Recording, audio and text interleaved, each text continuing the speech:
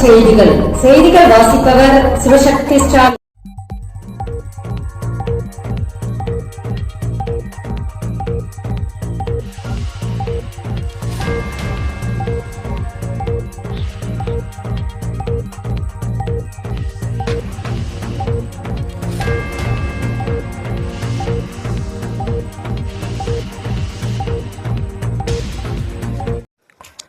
பள்ளிக்கல்வித்துறையில் அதிகரிக்கும் பணியிடங்கள், பதவி உயர்வு பணிகளை துரிதப்படுத்த வலியுறுத்தல்.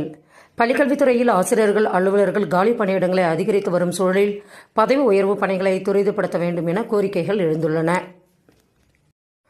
தமிழக அரசு பள்ளிகளில் திறன் இயக்கத்தை அமல்படுத்த உத்தரவு.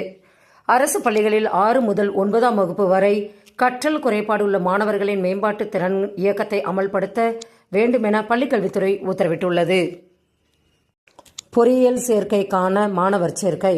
பொறியியல் படிப்புகளுக்கு கலந்தாய்வு தொடக்கம். 2025-26 கல்வியாண்டுக்கான பொறியியல் படிப்புக்கான மாணவர் சேர்க்கை கலந்தாய்வு தொடங்கியது. மேலும் விவரங்களுக்கு www.annauniversity.com என்ற இணையதளத்தை பார்க்கலாம். கல்லூரிகளில் 2025-26 கல்வியாண்டிற்கு 20% கூடுதல் மாணாக்கர் சேர்க்கை இடங்கள். உயர்கல்வித்துறை அமைச்சர் அறிவிப்பு.